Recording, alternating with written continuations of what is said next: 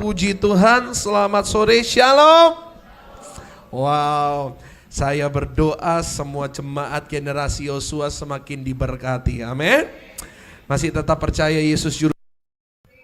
Puji Tuhan ya, sampai Anda gak percaya Yesus juru selamat. Ngomong sama kiri kanan Bapak Ibu, katakan Yesus tetap juru selamat. Ya. Terima kasih kepada Bapak Immanuel, Pastor Immanuel dan istri yang sudah mengundang saya di tempat ini. Saya berdoa hari ini menjadi ibadah yang memberkati kita semuanya. Amin. Perkenalkan, nama saya Pastor Andrew. Saya datang di sini bersama istri saya, Ibu Jessica. Saya asli arek Surabaya. Ada yang dari Jawa Timur atau Surabaya sekelilingnya? Oh, saya pemain tunggal ini berarti ya.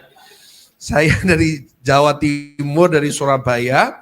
Saya dipanggil untuk melayani Tuhan di kota ini. Setahun yang lalu saya masuk pelayanan di kota ini. Puji Tuhan, saya ada sampai hari ini. Masih bisa hidup, masih bisa bernafas. Semuanya karena kebaikan dan kemurahan Tuhan ya. Saya lulusan seorang dokter medis. Saya lulus dengan baik. Saya sudah mulai praktek. Saya sekolah di sekolah bahasa Jerman. Saya berencana untuk menjadi seorang dokter bedah di negara Jerman. Kapanpun bisa berangkat. Banyak anak-anak jemaat di Surabaya pada pergi ke sana. Saya mau ikutan kan ya. Mumpung mereka anak-anak jemaat saya bisa ditembusin. Sudah hampir berangkat, ternyata Tuhan mempunyai rencana yang lain. Tapi saya selalu percaya rencana Tuhan jauh lebih indah daripada rencana manusia. Amin. Dan akhirnya saya di sini melayani kota Jakarta, melayani Bapak Ibu yang ada di sini. Puji Tuhan, sekian perkenalan dari saya, tidak perlu dilanjutkan karena saya pendeta dan bukan caleg. Ayo kita belajar firman Tuhan ya. Siap belajar firman Tuhan, amin. Yuk buka Alkitab kita sama-sama di Injil Markus 5 ayat 25 sampai yang ke-29. Kita baca sama-sama dengan suara keras. Ya, Injil Markus 5 ayat yang ke-25 sampai yang ke-29. Multimedia boleh bantu? Oke. Sama-sama baca dengan suara keras. 1, 2, 3. Adalah di situ seorang perempuan yang sudah 12 tahun lamanya menderita pendarahan. Ia telah berulang-ulang diobati oleh berbagai tabib, sehingga telah dihabiskannya semua yang ada padanya, namun sama sekali tidak ada faedahnya. Malah sebaliknya keadaannya semakin memburuk. Jadi semakin berjalannya waktu, keadaannya naik atau keadaannya turun? Turun, oke. 27, dia sudah mendengar berita tentang Yesus, maka di tengah-tengah orang banyak itu, ia mendekati Yesus dari belakang dan menjamah jubahnya, sebab katanya, asalku jamah saja jubahnya, aku akan sembuh. Seketika itu juga, perhatikan ayat 29, sama-sama, 1, 2, 3. Tolong garis bawahi kalimat ini, seketika itu juga, sama-sama lanjut. Seketika itu juga berhentilah pendarahannya, dan ia merasa bahwa badannya sudah sembuh dari, dikatakan di ayat 29, seketika itu juga, jangan diturunkan ayatnya, kita akan membahas kalimat itu. Dikatakan seketika itu juga dalam Alkitab bahasa Inggris, and suddenly her bleeding stopped, and immediately her bleeding stopped. Tadi kita sudah membaca bahwa sebelumnya keadaannya semakin berjalannya waktu semakin parah. Semakin berjalannya waktu semakin lemah. Semakin sakit. Semakin berjalannya waktu keadaannya menuju kepada kematian. Tapi firman Tuhan di ayat 29 dikatakan, dan seketika itu juga apa? Segala sesuatu tiba-tiba jadi baik. Segala sesuatu tiba-tiba I'm well. Selama ini aku hidupku menurun terus, tiba-tiba jadi bagus. Tiba-tiba jadi sembuh. Tiba-tiba pendarahannya berhenti. Saya tertarik kepada kalimat ini. Kalimat apa? Seketika itu juga. Wow. Hari ini kita akan belajar tentang yang namanya waktu Tuhan. Kita sudah banyak belajar tentang waktu. Saya yakin kalau Bapak Ibu sering ke gereja, sering dengerin Khotbah ada dua macam waktu. Yang pertama, kronos. Yang kedua, kairos. Saya yakin Bapak Ibu pernah dengar tentang kronos dan kairos. Kronos adalah waktu manusia. Dari kata kronos, muncullah kata kronologi. Muncullah kata kronologi. Dan Bapak Ibu Saudara, ada waktu yang kedua namanya waktu kairos, waktunya Tuhan. Mungkin Bapak Ibu sudah bertahun-tahun lamanya mendengar tentang kronos dan kairos, tapi Bapak Ibu belum benar-benar mengerti Pak apa itu kairos, apa itu kronos, dan bagaimana saya bisa mengharapkan kairos. Kita bahas kronos dulu. Pak Bu, kronos itu seperti ini. Apa yang diharapkan sama manusia? Semakin berjalannya waktu, kita rindu melihat yang namanya progres. Betul? Semakin berjalannya waktu, gajiku semakin meningkat. Semakin berjalannya waktu, omsetku juga semakin lama semakin meningkat. Kita datang ke dokter. Kita inginnya semakin lama aku ke dokter, semakin lama aku minum obat, kondisiku pelan-pelan naik.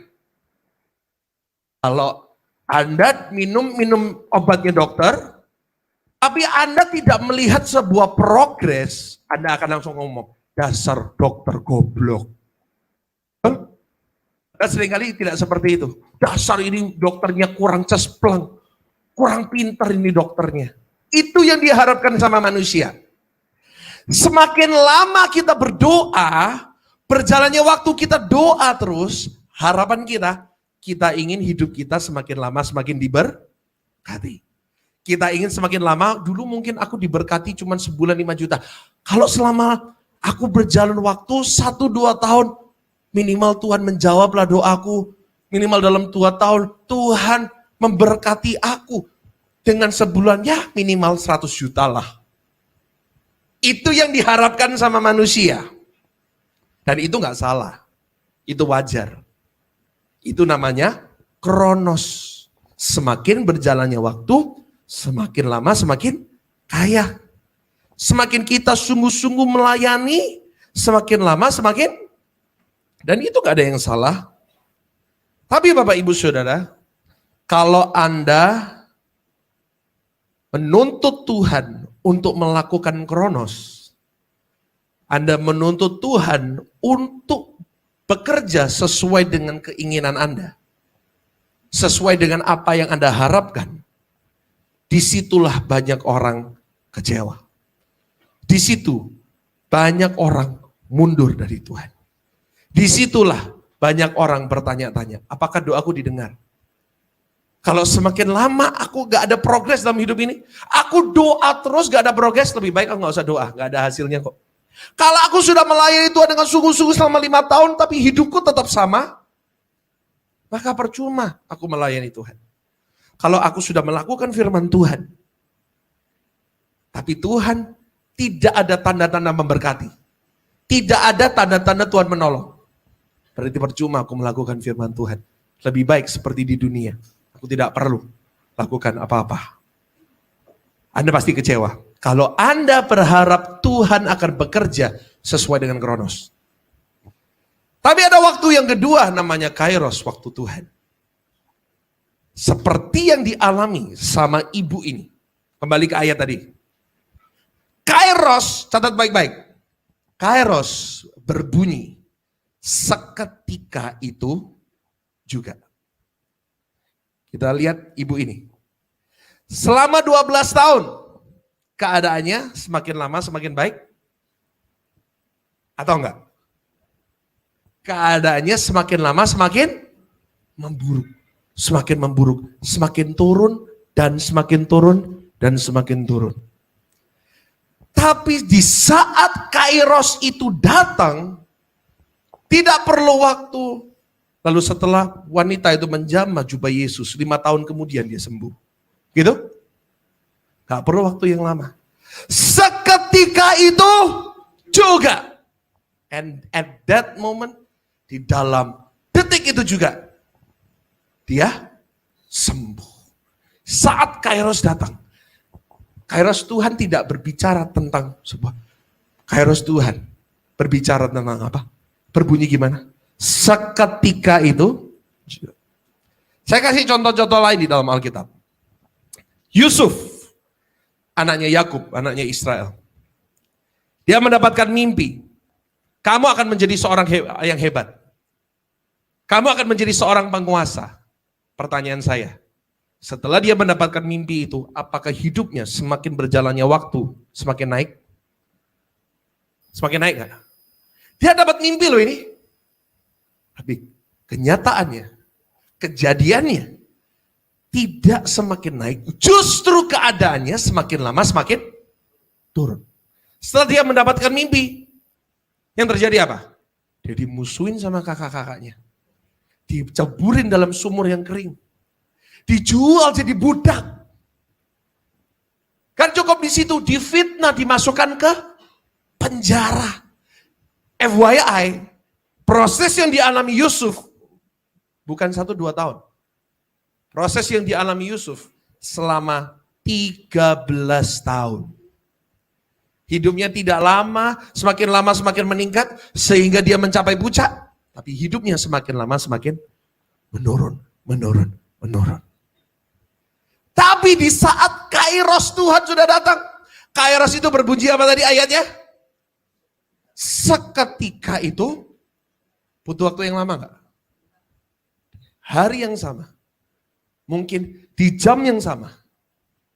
Yusuf dari penjara sebagai tahanan sekian tahun, di jam yang sama, di hari yang sama, dia menjadi penguasa atas seluruh Mesir. Kairos, kalau Kairos Tuhan sudah datang dalam hidup kita, tidak perlu waktu yang lama. Kairos Tuhan berbunyi apa? Seketika itu juga. Saya percaya, dalam hidup kita Tuhan juga bisa melakukan hal yang sama. Mujizat seketika itu juga. Saat Kairos Tuhan sudah datang dalam hidup kita akan diubahkan. Seketika itu juga. Yang setuju katakan amin. Contoh yang lain. Daud. Berjalannya waktu, gini, Daud sudah diurapi. Kamu akan diurapi menjadi raja. Sudah ya, diurapi ya? Yes, memang hidupnya sempat naik. Saat dia mengalahkan Goliat. Tapi pertanyaan saya, apakah langsung jadi raja? Setelah dia mengalahkan Goliat, hidupnya semakin parah. Dia dibenci sama Saul. Dia mau dibunuh beberapa kali. Dia dikejar-kejar mau dibunuh. Sampai dia harus lari ke negara Filistin. Di situ dia pura-pura apa? Pura-pura gila.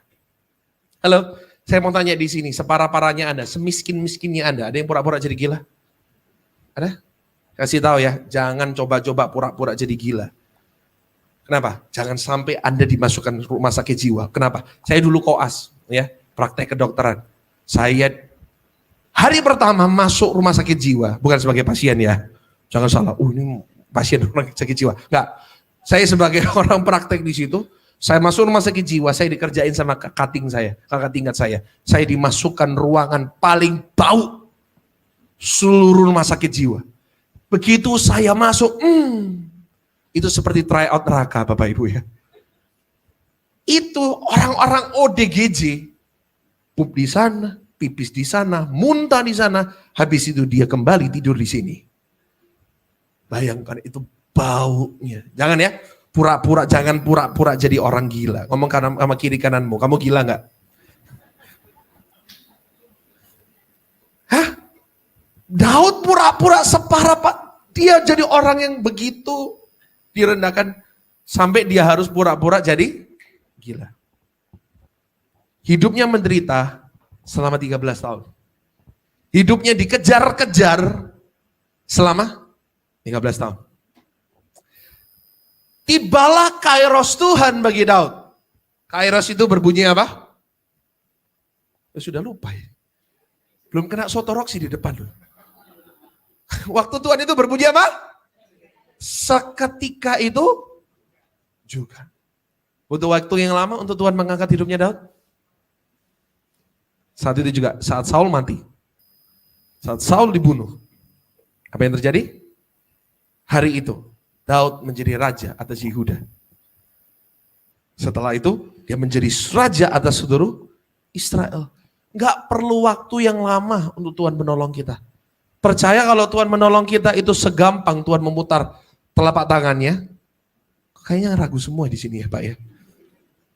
Percaya Tuhan kalau mengubah hidup kita, menolong hidup kita, itu semudah memutar balikan telapak tangan. Amin. Kairos Tuhan kalau datang dalam hidup kita.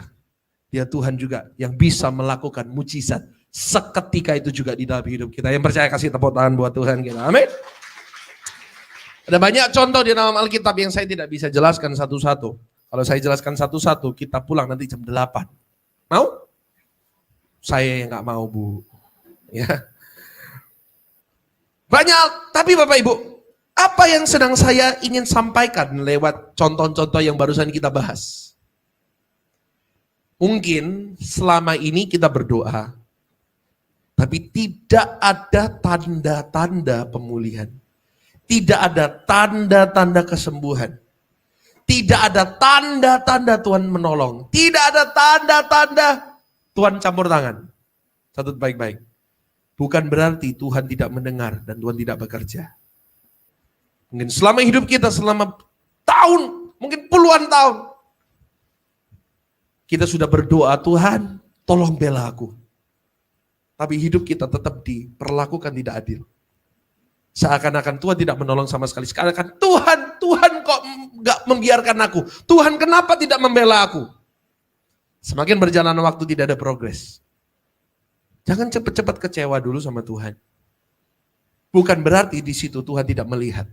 Percaya Tuhan selalu melihat. Percaya Tuhan selalu mendengar. Mungkin selama ini Anda berjuang dalam hidup. Tapi tidak ada tanda-tanda Tuhan mengangkat.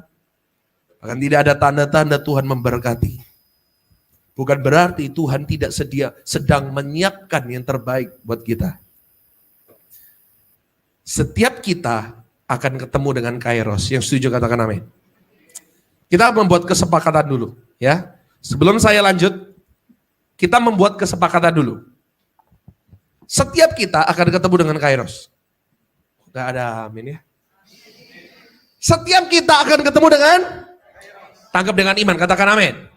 Setiap kita, semua kita yang ada di ruangan ini, selama kita tetap setia, selama kita tetap sungguh-sungguh, selama kita tetap melakukan bagian kita, setiap kita akan mengalami Kairos yang berbunyi seketika itu juga. Karena Tuhan tidak pernah berubah. Kalau dia Tuhan dulu yang menolong ibu ini, dia Tuhan yang pasti menolong kita. Kalau dia Tuhan yang bisa mengangkat Yusuf seketika itu juga, hidup kita juga pasti bisa diangkat sama Tuhan. Yang percaya katakan amin.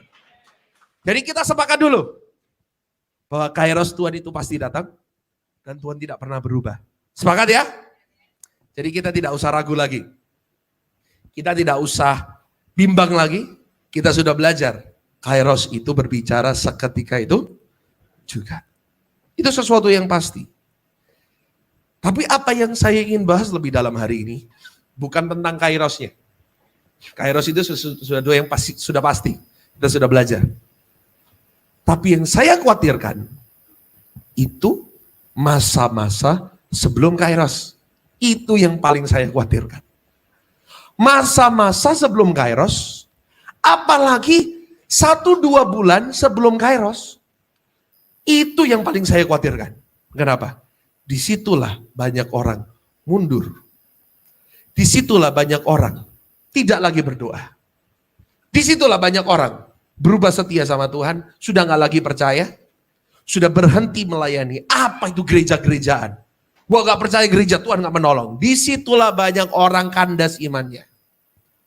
Saya gak tahu dengan Bapak Ibu Saudara, mungkin ada Anda yang sedang menunggu Kairos dalam hidupmu, jawaban doa di dalam hidupmu. Dan hari-hari ini merupakan hari-hari yang paling susah dalam hidupmu. Tuhan, Anda gak melihat apapun. Anda dituntut untuk tetap percaya. Anda tidak melihat apapun, Anda diharuskan untuk tetap setia. Itu paling susah. Saya ingin berbicara kepada Anda yang Anda sedang menunggu Kairos. Atau mungkin suatu saat Anda akan diizinkan Tuhan berada di dalam ruang tunggu yang sama. Ruang tunggu Kairos Tuhan. Biarkan firman ini menjadi bekal bagi kita. Yang setuju katakan amin. Saya akan tutup hari ini dengan 3 poin yang sederhana.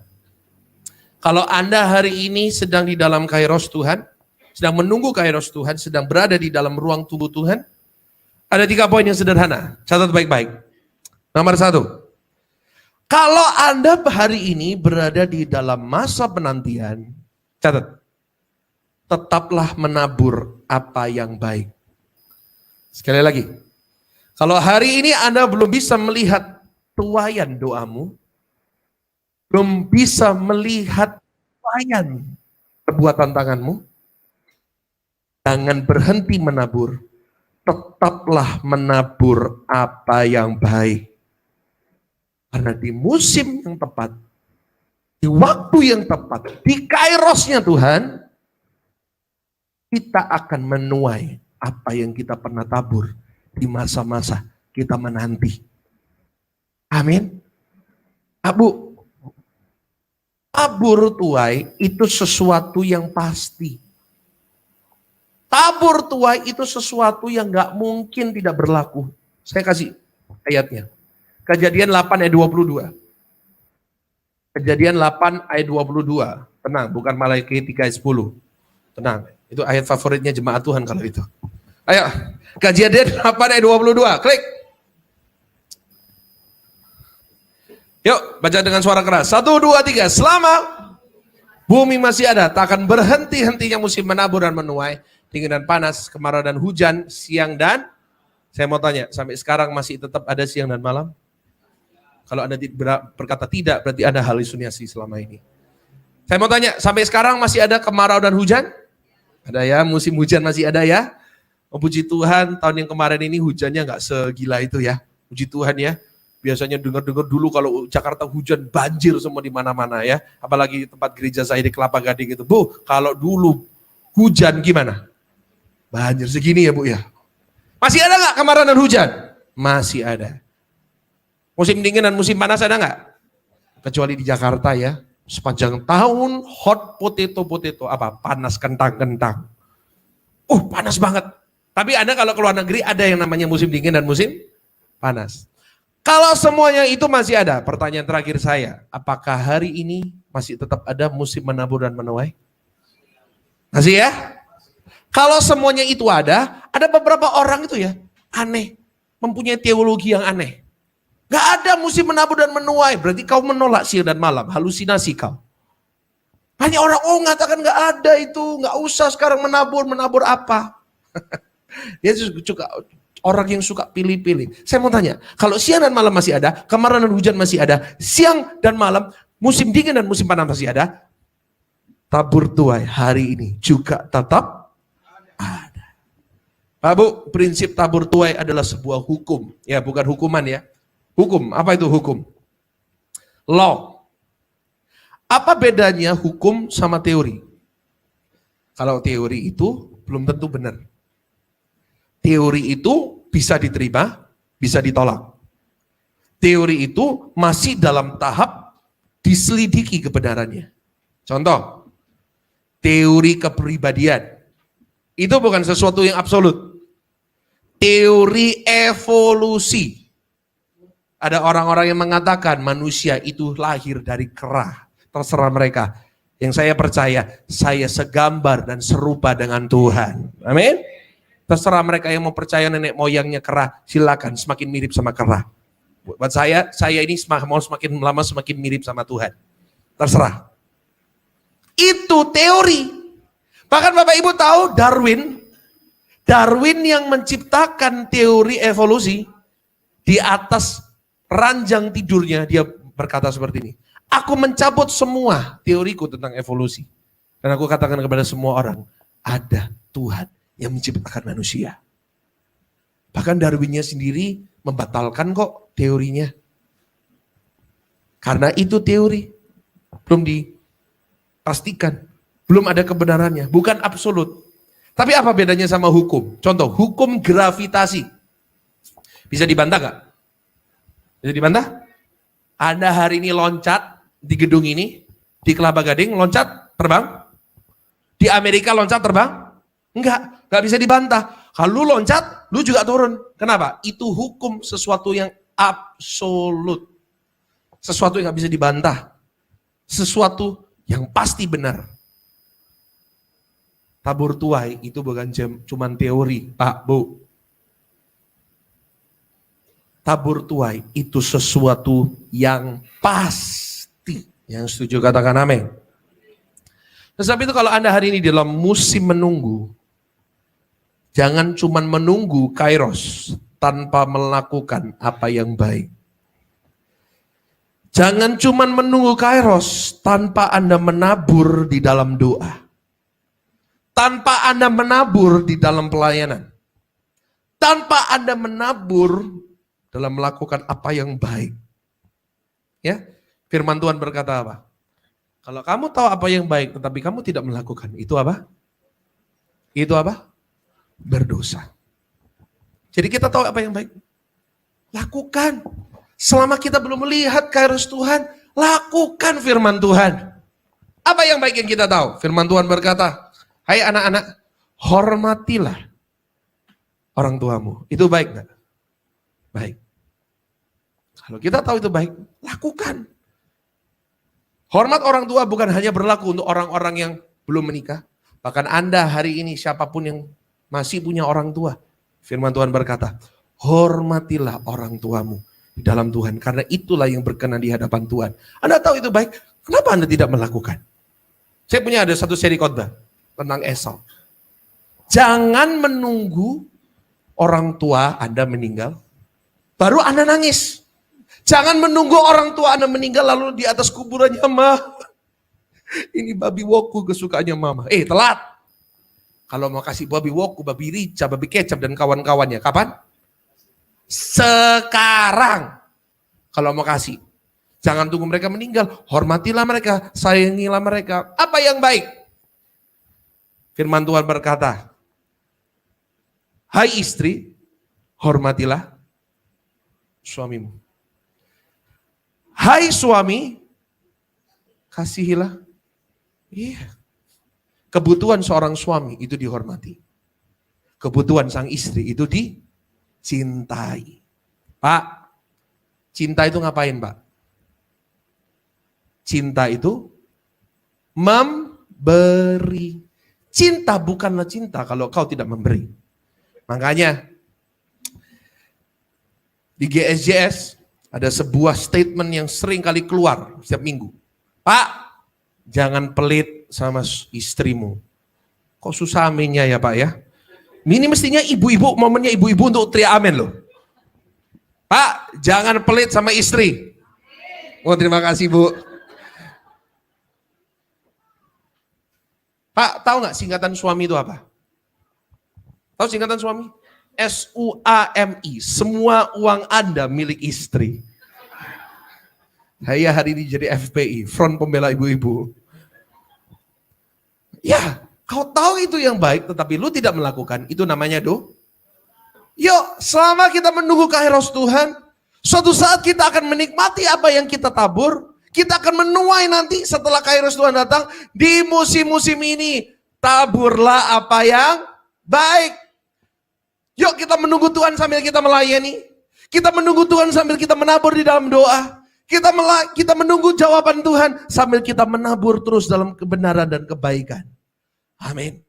Nomor 1, kalau Anda hari ini berada di dalam ruang tunggu Tuhan, sedang menunggu kairos, tetaplah menabur apa yang baik. Yang setuju katakan amin. Amin. Pak jangan lupa ya suami ya. Nomor 2. Kalau kita berada di dalam ruang tunggunya Tuhan dan kita sedang menunggu kairos Tuhan. Nomor 2, catat baik-baik. Jadilah orang yang siap. Jadilah orang yang apa? Siap. Berkat. Orang Chinese-nya bilang, hoki. Menurut Anda apa itu berkat? Menurut Anda apa itu hoki? Ada yang mengatakan, Pak, hoki adalah ketika saya menang lotre 2 miliar. Oke, mungkin itu hoki sesaat. Tapi ada survei di Amerika, ini kenyataannya. Ada orang yang menang lotre 100 juta US dollar dan keadaannya 1 tahun setelah dia menerima lotre itu, keadaannya lebih miskin. Jadi apakah itu hoki? Belum tentu. Tahu nggak apa itu hoki? Tahu nggak apa itu berkat? Catat baik-baik. Berkat adalah di saat kesempatan bertemu dengan persiapan. Yuk catat baik-baik. Berkat atau hoki adalah kesempatan yang bertemu dengan persiapan. Seringkali kita minta, Tuhan berkati hidupku. Tuhan, tolong Tuhan angkat hidupku. Tahu seringkali yang Tuhan jawab? Tuhan tidak menjawab langsung. Uang terbang dari langit, ketepuk langsung di depan Anda. Tahu nggak? Seringkali Anda berdoa, Tuhan angkat hidupku. Yang Tuhan berikan kepada Anda adalah kesempatan.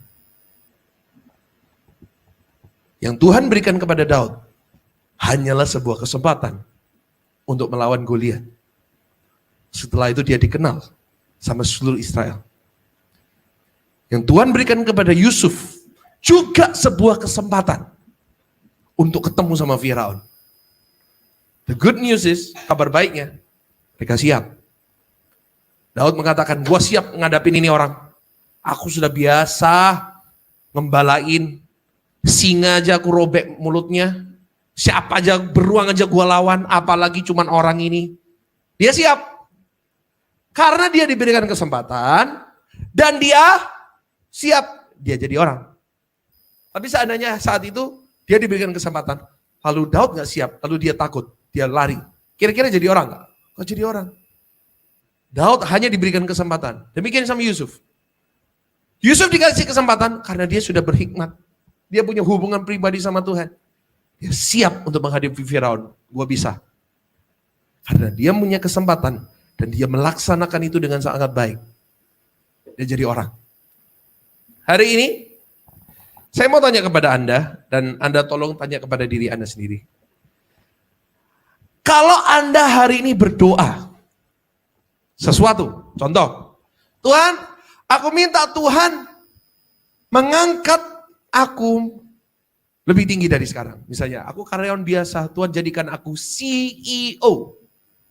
Seandainya besok, Tuhan menjawab doa kita dan Tuhan memberikan kita kesempatan untuk tes menjadi CEO. Saya mau tanya, sudah siap belum? Sudah siap belum? Kalau belum siap, lebih baik nggak usah doa dulu. Kalau belum siap, lebih baik Anda fokus jadi orang yang siap sesuai dengan doa Anda. Kalau belum siap, kenapa? Kalau kesempatan Tuhan kasih sekali, belum tentu datang 2 kali. Jadi kalau Anda hari ini berdoa, pastikan Anda siap dulu. Jangan-jangan Anda diberikan kesempatan jadi orang kaya. Justru kekayaan itu menghancurkan Anda. Menghancurkan keluarga Anda. Jangan sampai Tuhan berikan Anda kesempatan jadi orang yang terkenal. Lalu keterkenalkan itu, ketenaran itu menghancurkan hidupmu. Firman Tuhan berkata, tinggi hati mendahului hancuran. Jangan sampai ya. Saya mau tanya hari ini kita sudah siap belum? Kalau belum, sudah tinggalkan doanya dulu. Tinggalin. Fokus, aku memastikan aku siap jadi orang diberkati. Memastikan aku siap kalau Tuhan mempercayakan aku jauh lebih banyak dari sekarang. Aku pastikan aku siap. Kalau belum siap, pasti amburadul. Sometimes all we need is a chance. Kadang apa yang kita perlukan hanyalah sebuah kesempatan. Ya, ada banyak orang hebat. Saya tahu di sini banyak orang-orang hebat. Saya tahu di sini banyak orang-orang sangat berpotensi. Calon-calon bos, calon-calon CEO. Saya tahu banyak orang yang punya potensi yang besar. Tapi sometimes all you need is a chance. Kadang apa yang Anda butuhkan adalah sebuah kesempatan. Sehingga mungkin selama ini Anda tidak dikasih panggung, belum dikasih kesempatan, it's okay, tunggu dulu. Kairos Tuhan akan datang berupa kesempatan. Saat kesempatan Tuhan datang, pastikan kita jadi orang yang siap. Itulah definisi orang yang diberkati. Ngomong sama kiri kanan, kamu siap belum? Coba tanya sama kiri kanan, kamu sudah siap belum? Ya, jangan sampai kalau waktu Tuhan sudah tiba, tapi kita tidak siap. Ya, yang ketiga sekarang. Jadi yang pertama, kalau kita di dalam ruang tunggu Tuhan, kita sedang menunggu Kairos. Yang pertama, jadi apa? Lu sudah lupa semua ya ini. Ini belum ketemu soto loh di depan ya. Yang pertama, tetaplah menabur apa yang baik. Jangan berhenti menabur. Ya, meskipun berjalannya waktu, kita belum melihat, terus menabur. Terus kita melakukan apa yang baik. Yang kedua, jadilah orang yang siap. Yang ketiga, silakan pemain musik WL Singers boleh maju ke depan semuanya. Tiga yang paling sederhana, tapi yang paling penting. Jangan pernah menyerah. Bapak Ibu bisa bayangkan nggak? Kalau seandainya Amin 1 sebelum Yusuf dipanggil sama Firaun, dia menyerah. Lalu dia bunuh diri. Bisa bayangkan? Amin 1 sebelum Daud diangkat menjadi seorang raja, bunuh diri, bisa bayangkan? Pak, Bu, saya kasih tahu ya di sini ya. Jangan ada yang bunuh diri. Hello? Jangan ada yang apa? Jemaat generasi Yosua, jangan ada yang bunuh diri. Kenapa? Kalau ada bunuh diri, Pastor Immanuel mau khotbah apa? Tenang Bapak Ibu Saudara, jangan menangis. Beliau sudah ada di dalam kerajaan surga. Bohong. Bohong itu namanya. Betul ya Pak ya? Saya kasih tahu kepada jemaat saya di GJS. Anda bunuh diri, saya nggak mau melayani. Kenapa? Saya jadi orang munafik kalau saya melayani. Saya ngomong apa? Cuma saya bisa khotbah. Pak Bu, coba bisa bayangkan kalau Amin 1 mungkin 1 minggu lagi Anda ditolong sama Tuhan, lalu Anda bunuh diri. Bisa bayangkan? Don't. Kita tidak akan pernah tahu kapan Kairos Tuhan datang. We will never know. Kita tidak akan pernah tahu kapan kesempatan Tuhan datang dalam hidup kita. Bagi Daud, Kairos Tuhan itu di umur 30 tahun. Sama dengan Yusuf. Kairos Tuhan di umur 30 tahun. Tapi bagi Abraham, Kairos Tuhan dalam hidupnya di umur berapa? 99 tahun baru Kairos Tuhan datang. Dan jangan tanya kepada saya, kenapa Pak Tuhan mendesain timeline kita berbeda-beda. Jangan tanya kepada saya. We will never know why. Kalau Anda kepingin tahu, Anda penasaran, kenapa kok Tuhan mendesain timeline saya, waktunya orang berbeda-beda. Silahkan tanya sendiri kepada Tuhan. Nanti kalau Anda sudah masuk dalam kerajaan Allah, masuk ke rumah Bapa. Ada yang mau berangkat duluan? Kalau ada yang mau berangkat duluan, ayo silahkan maju ke depan. Kita tumpang tangan sama-sama. Gak ada ya? Kalau gak mau berangkat duluan, jangan terlalu banyak tanya. Lu terlalu banyak tanya, lu cabut duluan. Ini lo jawabannya, tapi gak bisa balik. Pak Bu, we will never know why. Tapi satu hal yang harus kita pegang. Kita tidak boleh menyerah. Katakan sebelah kiri kananmu, gak boleh menyerah ya. Tidak boleh menyerah. Because we will never know when. Kita tidak akan pernah tahu kapan Tuhan akan menolong. Saya akan tutup dengan ini.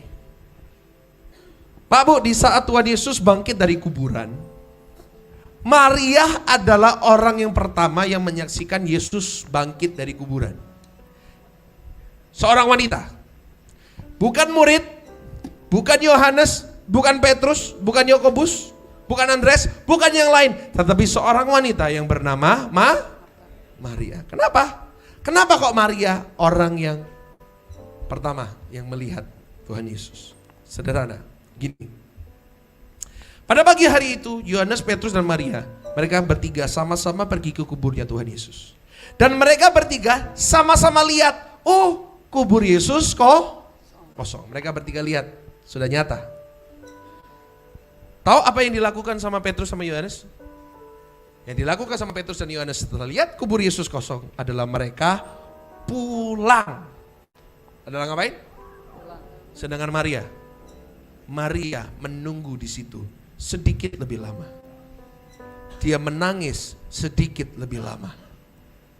Setelah dia lihat kubur Yesus kosong, dia gak terima. Aku yakin Tuhan pasti bangkit.